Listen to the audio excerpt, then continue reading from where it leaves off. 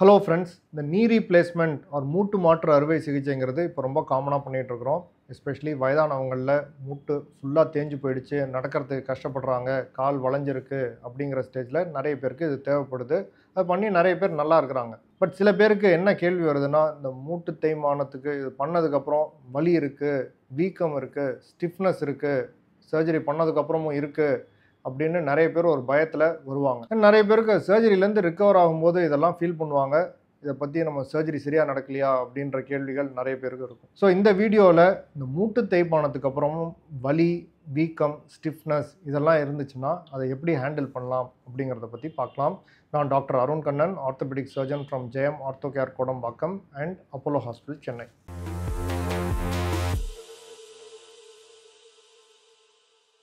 நான் உங்களுக்கு பல தடவை சொன்ன மாதிரி மூட்டு தேய்மானம்ங்கிறது முட்டியில் இருக்கிற ஜவ்வு தேயிற ஒரு வியாதி, ஒரு ஏஜிங் ப்ராசஸ். ஸோ ரொம்ப சிவியர் ஸ்டேஜில் இருக்கும்போது 10-15 நிமிஷம் நடக்க முடியல அப்படின்றப்போ நீ ரீப்ளேஸ்மெண்ட் பண்ணுறோம். ஸோ இந்த மாதிரி ஜவ்வு இருக்கும். இந்த ஜவ்வு தேஞ்சு போயிடுச்சு அப்படின்னா தென் அதை இந்த மெட்டல் கேப் மாதிரி போட்டு ரீப்ளேஸ் பண்ணுறது தான் நீ ரீப்ளேஸ்மெண்ட் சர்ஜரி. மேலே ஒரு பகுதி இருக்கும், கீழே ஒரு மெட்டல் பிளேட் மாதிரி வரும், நடுவில் இந்த பாலிஎத்திலின் இருக்கும். இதுதான் பேசிக்காக நீ ரீப்ளேஸ்மெண்ட்டில் பண்ணுற ப்ரொசீஜர். பண்ணதுக்கப்புறம் பார்த்தீங்க அப்படின்னா நம்ம ஓரளவுக்கு என்ன ஃபங்க்ஷன் எந்த ஸ்டேஜில் வரும், எந்த ஸ்டேஜில் எவ்வளோ வலி குறையும் அப்படின்ற ஒரு பேஸ் லைன் நமக்கு நாலேஜ் இருக்கணும். அப்போ தான் நம்ம சர்ஜரிக்கு அப்புறம் ஓரளவுக்கு கான்ஃபிடென்ட்டாக நீங்கள் ரீஹேப் பண்ண முடியும், எக்ஸசைஸ் பண்ண முடியும். இதெல்லாம் சர்ஜரி பண்ணி அடுத்த நாள் நிற்க வைப்போம். ஒரு 2-3 ஸ்டெப் எடுத்து வைப்பாங்க. செகண்ட் டே பார்த்தீங்கன்னா வாக்கர் வச்சு காரிடாரில் நடப்பாங்க. 3வது நாள் ஒரு 3 நாள் படி இதெல்லாம் வாக்கரோட அசிஸ்டன்ஸோட ஃபிசியோதெரபிஸ்ட் ஹெல்ப் பண்ணி உங்களை ஹாஸ்பிட்டல்லே ஜென்ரலாக பண்ண வச்சுருவோம். அதுக்கப்புறம் டிஸ்சார்ஜ் பண்ணுறோம். ஸோ வீட்டுக்கு போனதுக்கப்புறம் நீங்கள் பார்த்தீங்கன்னா வாக்கர் வச்சு பாத்ரூம் அளவுக்கு போயிட்டு வர அளவுக்கு இருப்பீங்க.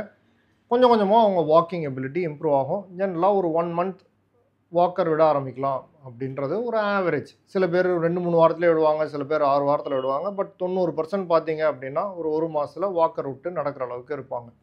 ஸோ இப்போ சர்ஜரி முடிஞ்சோன்னையும் பார்த்தீங்கன்னா கண்டிப்பாக பெயின் இருக்கும். நீ ரீப்ளேஸ்மெண்ட்டுங்கிறது ஒரு சிக்னிஃபிகண்ட் மேஜர் சர்ஜரி. இதில் ஓரளவுக்கு நம்ம மெடிசன் கொடுத்து கண்ட்ரோல் பண்ணலை அப்படின்னா பெயின் இருக்கும். ஸோ இப்போ நிறைய இதுக்கான மெத்தட்ஸ் இருக்குது. பெயினை நல்லா கண்ட்ரோல் பண்ணுறதுக்கு பிளாக் இருக்குது, மல்டி மோடல் அனால்ஜிசியா அப்படின்னு சொல்லுவோம், நிறைய மெடிசன்ஸ் இருக்குது. இதெல்லாம் கொடுத்து ஓரளவுக்கு கண்ட்ரோல் பண்ணிடுவோம். பட் ஜீரோ பெயின் ஆகிறது இல்லை. ஒரு mild to moderate level of pain first கொஞ்ச நாள் இருக்கும். கொஞ்சம் கொஞ்சமாக குறைஞ்சிக்கிட்டே தான் வரும். அதே மாதிரி மூமெண்ட்டும் பார்த்தீங்கன்னா உடனே ஃபஸ்ட்டு நாள் பண்ணோடனே நமக்கு ஃபுல்லாக மடங்க போகிறது கிடையாது. கொஞ்சம் கொஞ்சமாக மடங்கிறது தான் இதோட டார்கெட். ஜென்ரலாக பார்த்தீங்கன்னா 2 வாரத்தில் 90 டிகிரிஸ் அண்ட் ஒரு 4 வாரத்தில் 110 டிகிரி மடங்கணுங்கிறது ஒரு ரஃப் அப்ராக்சிமேட் ஒரு எஸ்டிமேட். எல்லாருக்கும் இது வருங்கிறது நான் சொல்லலை. சில பேருக்கு இதுக்கு மேலேயும் வரலாம், சில பேருக்கு இதை விட கொஞ்சம் குறைவாகவும் வரலாம். பட் 90% பேர் பார்த்தீங்கன்னா ஜென்ரலாக இந்த மூவ்மெண்ட் டார்கெட் பண்ணுவோம். ஸோ நம்ம ஃபஸ்ட்டு ஒரு மாதம் முடிஞ்சப்போ நிறைய பேருக்கு எனக்கு இன்னும் வலி இருக்குது டாக்டர், ஏதாவது பிரச்சனையா அப்படின்னு கேட்பாங்க. ஜென்ரலாக பார்த்தோன்னா ஒரு 50% பெயின் ஒரு 1 மந்தில் போயிருக்கும் அப்படிங்கிறது ஒரு அப்ராக்சிமேட் எஸ்டிமேட். 100% பெயின் கண்டிப்பாக போயிருக்காது 1 மந்தில். இதே ஒரு 3 மாதத்தில் பார்த்தீங்க அப்படின்னா 80% பெயின் ரிலீஃப் வந்திருக்கும். 3 மாதத்துலேயும் உங்களுக்கு 100% பெயின் ரிலீஃப் வந்திருக்காது. ஸோ 1 மந்தில் ஜென்ரலாக வாக்கர் விட்டுட்டு நடந்துட்டு இருக்கிறீங்க அப்படின்னா அது அக்செப்டபிள் லெவல் ஆஃப் ஒரு ரிக்கவரி அப்படின்னு வச்சுக்கணும். இப்போ 3 மந்த்ஸ் வாக்கர் இல்லாமல் ஜென்ரலாக நடந்துட்டு இருப்பீங்க, ஒரு 10-15 நிமிஷம் நடக்கிற அளவுக்கு வந்திருக்கலாம். இதுதான் ஜென்ரலாக நாங்கள் எதிர்பார்க்குறது ஒரு 90% ஆஃப் பேஷண்ட்ஸில். ஸோ இந்த லெவலில் இருக்குது அப்படின்றப்ப நீங்கள் அதுக்கு பதட்டப்பட தேவையில்லை, கான்ஃபிடெண்ட்டாக இருக்கலாம். இன்னும் கொஞ்சம் நாளில் இம்ப்ரூவ் ஆகும் அப்படின்னு. ஸோ 3 மாதத்தில் ஒரு 80% ரிக்கவரி வந்திருக்கும். அப்போவும் சொல்லுவாங்க சில பேர் ஸ்டிஃபாக இருக்குது, முட்டி ஹெவியாக இருக்கிற மாதிரி இருக்குது அப்படின்வாங்க. இதெல்லாம் common recovery process. By 6 months பார்த்தோம் அப்படின்னா இன்னும் ஒரு 10% 15% இம்ப்ரூவ்மெண்ட் வந்திருக்கும். ஸோ நான் சொன்னது சர்ஜரியிலேருந்து ஒரு 6 மாதத்தில் பார்த்தீங்க, 6 7 8 மாதம் வரைக்கும் பார்த்தீங்கன்னா ஒரு 90% ஆஃப் இம்ப்ரூவ்மெண்ட் வந்திருக்கும். சர்ஜரிக்கு முன்னாடி எவ்வளோ பெயின் இருந்ததோ அதில் ஜென்ரலாக ஒரு 90% குறைஞ்சிருக்கும். இதுதான் நம்ம ஜென்ரலாக நீ ரீப்ளேஸ்மெண்ட்லேருந்து எக்ஸ்பெக்ட் பண்ணுற ஒரு ரிலீஃப் அப்படின்னு வச்சுக்கலாம். 100% பெயின் ரிலீஃப் உங்களோட நேச்சுரல் ஜாயிண்ட் எவ்வளோ பிரமாதமாக இருந்துச்சோ அவ்வளோ வரும்ன்றது அந்த அளவுக்கு எதிர்பார்ப்பு வச்சுக்கூடாது. ஜென்ரலாக ஒரு நார்மலாக இருக்கிற முட்டி ஜாயிண்ட்டில் ஒரு 90% நம்மளால் இந்த ஆர்டிஃபிஷியல் ஜாயிண்ட் மூலமாக கொண்டு வர முடியுது. which is a very significant relief. 90% of your pain குறைஞ்சிரும். 100% நம்ம எதிர்பார்க்க முடியாது. ஏன்னா நம்ம ஃபுல்லாக நார்மலாக இருந்த முட்டியில் பார்த்தீங்கன்னா நடுவில் ஜவ்வுகள் உண்டு, முட்டியோட ஷேப் உண்டு, எல்லாத்தையும் கொஞ்சம் கொஞ்சம் ஆல்ட்ரேஷன் பண்ணி தான் நம்ம கொண்டு வந்திருக்கோம். ஸோ ஒரு 90%ங்கிறது வெரி மச் அக்செப்டபுள் ஒரு ரிலீஃப் அப்படின்னு தான் மெடிக்கல் லிட்ரேச்சரில் வச்சுருப்போம். அண்ட் இந்த மாதிரி வந்துருச்சுன்னா இது ஒரு சக்ஸஸ்ஃபுல் சர்ஜரி அப்படிங்கிறது தான் கருதும். ஜென்ரலாக ஒரு 1 இயரில் பார்த்தீங்க அப்படின்னா 100 பேருக்கு ஆப்ரேட் பண்ணியிருக்கோன்னா 98 பேர் நல்லா இருப்பாங்க. 1 or 2% பீப்புளுக்கு ஏதாவது காம்ப்ளிகேஷன் வந்துருக்கலாம். 98 பீப்புளில் ஒரு 90% ரிலீஃப் நம்ம எதிர்பார்க்கலாம். ஒரு ஃபியூ பர்சன்டேஜ் ஆஃப் பீப்புளில் மேபி ஒரு 60%, 50% இருக்கலாம்.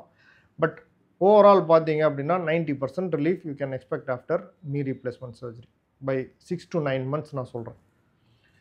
ஸோ இந்த பீரியடில் நம்ம ஃப்ரஸ்ட்ரேட் ஆகக்கூடாது. ஃபஸ்ட்டு ஒரு 6 to 9 monthsல எனக்கு இன்னும் ஃபுல்லாக ரிக்கவரி வரல அப்படின்னு நிறைய பேர் கொஞ்சம் பயந்துருவாங்க. அவங்களுக்கு ஒரு மேஜர் சர்ஜரி பண்ணியிருக்கோமே, இது என்ன ஏதாவது பிரச்சனை வருமா அப்படின்னு பயப்படுவாங்க. பட் இது நார்மல் ப்ராசஸ், நீங்கள் பயப்பட தேவையில்லை. இன்னொரு குரூப் ஆஃப் பேஷண்ட்ஸ் என்ன பண்ணுவாங்க அப்படின்னா, சார் எங்கள் தெரிஞ்ச ஒரு சர்ஜரி பண்ணார், 2 மாதம் தான் ஆச்சு, 2 மாதம் ஆகிடுச்சு, இன்னும் அவருக்கு ஃபுல்லாக க்யூர் ஆகலை அப்படின்னு ஒரு பயத்தில் வருவாங்க. சார் அப்படி கிடையாது சார், இது ஒரு லாங் ரிக்கவரி ப்ராசஸ்.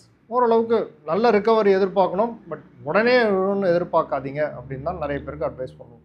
ஸோ இப்போ இதில் பிரச்சனை இருக்கா இல்லையாங்கிறதுக்கு சில அறிகுறிகள் உண்டு. அது இருந்துச்சுன்னா தென் டெஃபினெட்லி நீங்கள் அதை உங்கள் சர்ஜன் கூடயோ டாக்டர் கூடயோ டிஸ்கஸ் பண்ணுறதுக்கு அவசியம் ஏற்படலாம். இப்போ பார்த்தீங்கன்னா இந்த புண்ணு ஆறி இருக்கணும். ஜென்ரலாக ஒரு 2 to 3 வீக்ஸில் பார்த்தோம்னா நம்ம சர்ஜரி புண்ணு ஆறி இருக்கணும். இது புண்ணு ஆறலை அப்படின்னா தென் டாக்டர்கிட்ட பார்த்து இன்ஃபெக்ஷன் இருக்கா இல்லையாங்கிறத நம்ம தெளிவு பண்ணிக்கணும். ரெண்டாவது பார்த்தீங்கன்னா பை 4 to 6 வீக்ஸ் பார்த்தீங்கன்னா கால் ஃபுல்லாக ஸ்ட்ரைட்டாக வந்துருக்கணும். அதாவது வந்துட்டு முட்டியில் கொஞ்சம் மடங்கியே இல்லாமல் ஃபுல்லாக ஸ்ட்ரைட்டாக கொண்டு வரணும். இது எக்ஸசைஸ் மூலமாக கொண்டு வந்துடக்கூடிய ஒரு இதுதான். பட் அது வரல அப்படின்னா தென் டெஃபினெட்லி நீங்கள் டாக்டர்கிட்ட ஒரு 1 month or 6 வீக்ஸில் பார்த்து ஃபர்தர் கொஞ்சம் ஃபிசியோதெரப்பியை இன்டென்சிஃபை பண்ணுறதுக்கு தேவைப்படலாம். நான் சொன்ன மாதிரி ஒரு 4 weeks to 6 வீக்ஸில் 110 டிகிரி ஜென்ரலாக மடங்கும்னு எதிர்பார்ப்போம். அது மடங்கலை அப்படின்னா அகெயின் ஃபிசியோதெரப்பி டாக்டரை பார்த்துட்டு ஃபிசியோதெரப்பி இன்க்ரீஸ் பண்ணுறது தேவைப்படலாம். ஸோ புண்ணு ஆறி இருக்கணும், ஓரளவுக்கு மூவ்மெண்ட் வந்திருக்கணும். இதுதான் ஜென்ரலாக நம்ம 6 வாரத்தில் எதிர்பார்க்குறது. ஃபுல்லாக ஸ்ட்ரைட் ஆகணும், ஒரு 110 டிகிரி மடங்கணும். இது வரல அப்படின்னா டாக்டர் அணுகி ஃபிசியோதெரபிஸ்ட் மூலமாக இதை சரி பண்ணிடலாம். ரெண்டாவது நான் உங்களுக்கு அகெயின் சொல்லிட்டு வந்துட்டு இருந்தேன், நாளடைவில் கொஞ்சம் கொஞ்சமாக இம்ப்ரூவ்மெண்ட் வரும் அப்படின்னு. இப்போ உங்களுக்கு 2 மாதத்தில் வர்ற இம்ப்ரூவ்மெண்ட் அதே தான் 4 மாதத்தில் வருதுன்னா தென் அகைன் நீங்கள் ஒரு தடவை செக்கப் போகிறது நல்லது.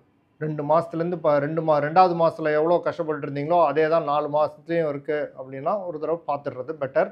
வேறு எதுவும் காரணங்கள் இருக்கா இது ரிகவர் ஆகாமல் இருக்கிறதுக்கு அப்படின்னு ஒரு தடவை டாக்டர்கிட்ட பார்த்துடணும். அதே மாதிரி ஓரளவுக்கு ஸ்டெடியாக இம்ப்ரூவ்மெண்ட் வந்துட்டுருக்கு, திடீர்னு கீழே போகுது, அதாவது பெயின் கொஞ்சம் கொஞ்சமாக குறைஞ்சி வந்துட்டுருக்கு. ஒரு சில டைம் ஆசிலேஷன்ஸ்னு சொல்லுவோம், ஒரே சீராக ஒவ்வொரு நாளும் கம்மியாகும் அப்படின்னு எதிர்பார்க்க முடியாது. பட் ஓவர பீரியட் பார்த்தீங்கன்னா குறையும்.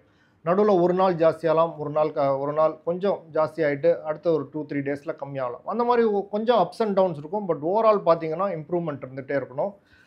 1 monthல இருந்ததை விட 3 monthsல இன்னும் ஜாஸ்தியாக இருக்குது அப்படின்னா டெஃபினெட்லி ஒரு cause for concern.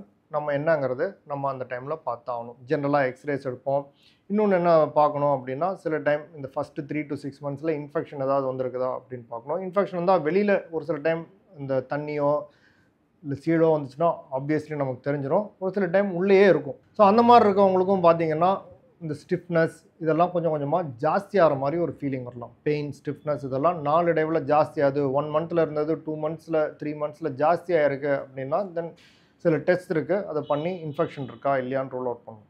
So infection இருக்குது இல்லை வேறு ஏதாவது நம்ம அந்த எக்ஸ்ரேஸ், சிடி ஸ்கேன் சில பேருக்கு தேவைப்படலாம். இதெல்லாம் பண்ணி ஏதாவது தவறு இருக்கான்னு பார்க்கணும்.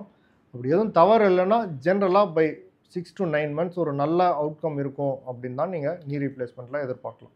ஸோ இன் ஷார்ட் சொல்லணுன்னா நீ ரீப்ளேஸ்மெண்ட்டுங்கிறது ஒரு reliable reproducible surgery, but quick fix கிடையாது.